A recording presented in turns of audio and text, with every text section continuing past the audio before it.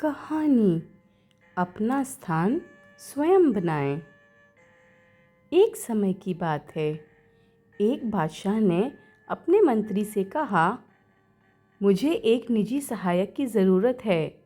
आपकी दृष्टि में कोई हो तो ले आएं, पर इतना ध्यान रखें कि आदमी अच्छा हो।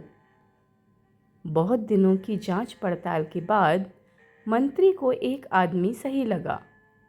मंत्री ने उसकी नौकरी छुड़वा दी और उन्नति का आश्वासन दे बादशाह के सामने पेश किया। बहुत देर तक तो बादशाह को अपनी बात ही याद न आई। बाद में बोले, हाँ, उस समय शायद कोई बात मन में थी, पर अब तो कोई बात नहीं है। मंत्री ने कहा, हुजूर, मैंने इसे हजारों में से छांटा है और इसकी बढ़िया नौकरी छुड़वा कर लाया हूँ। बादशाह ने ज़रा सोचकर कहा, हमारे पास तो इस समय कोई काम नहीं है, पर तुम बहुत कह रहे हो तो हम अपने निजी कार्यालय में चपरासी रख सकते हैं। वेतन 15 रुपये मिलेगा। मंत्री को बुरा लगा, पर उस युवक ने कहा, मेरे लिए सबसे बड़ा वेतन यह है कि मुझे अपने बादशाह की सेवा करने का मौका मिलेगा। और वह तैयार हो गया। मंत्री जब उसे कार्यालय में छोड़ने गया तो वहाँ धूल ही धूल थी, क्योंकि बादशाह वहाँ न कभी जाते थे और न काम करते थे। मंत्री दुखी हुआ, पर युवक खुश था। उसने अच्छा स्थान दिलाने के लिए मंत्री के प्रति कृतज्ञता भी प्रकट की। युवक ने लगातार कई दिनों तक उस कार्यालय की साफ सफाई करके उसे शाही कार्यालय का रूप दे दिया। उस कार्यालय में एक छोटी सी कोठरी थी। युवक ने उसकी जांच पड़ताल की तो पता चला कि पिछले कई सालों में बादशाह के पास बहुत से निजी पत्र आए थे। उनके लिफाफों का ढेर भी उस कोठरी में पड़ा था। उनमें से बहुत से लिफाफों पर सोने की पच्चीकारी थी और रत्न जड़े थे। ये वे लिफाफे थे जो विवाह आदि के शुभ अवसरों पर दूसरे बादशाहों और अमीर उमरावों के यहाँ से आए थे। युवक ने कारीगर लगाकर सब कीमती सामान लिफाफों से उतरवा लिया और बाजार में बेच दिया। बिक्री से आई रकम में से कुछ रुपए तो उसने बढ़िया फर्नीचर और चित्रादि लगाने में खर्च किए और बाकी सरकारी खजाने में जमा करा दिए।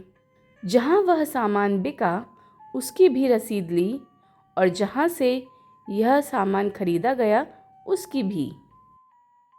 अब वह स्थान सचमुच शाही हो गया।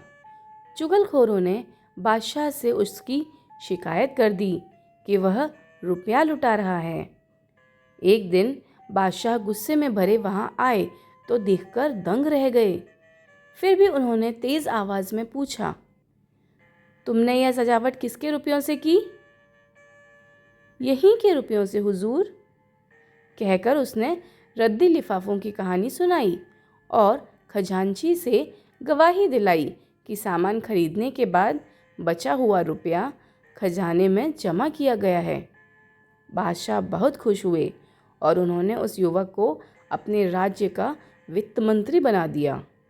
दूसरे मंत्री इससे परेशान हुए, क्योंकि न वह बेईमानी करता था न करने देता था। जो भी मंत्री बादशाह के पास जाता, किसी न किसी बहाने उस युवक की शिकायत करता, जिससे कि वह बादशाह की नज़रों से गिर जाए।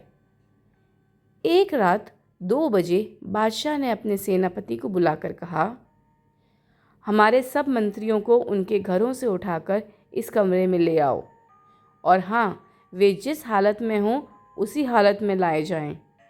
समझ लो हमारे हुक्म को। अगर कोई पलंग पर सो रहा हो तो उसे पलंग सहित ज्यों का त्यों यहाँ लाया जाए, और कोई कालीन पर बैठा चौपड़ खेल रहा हो तो उसे कालीन समेत लाया जाए। कोई 1 घंटे में सब बादशाह के बड़े कमरे में आ गए। 8 में से 7 मंत्री नशे में थे। उनमें से कुछ जुआ खेल रहे थे। वित्त मंत्री जी एक चौकी पर बैठे दिए की रोशनी में कोई कागज़ देख रहे थे। सब मंत्री बहुत लज्जित हुए। बादशाह ने वित्त मंत्री से पूछा, जनाब, रात के 2 बजे किस कागज़ में उलझे हुए थे?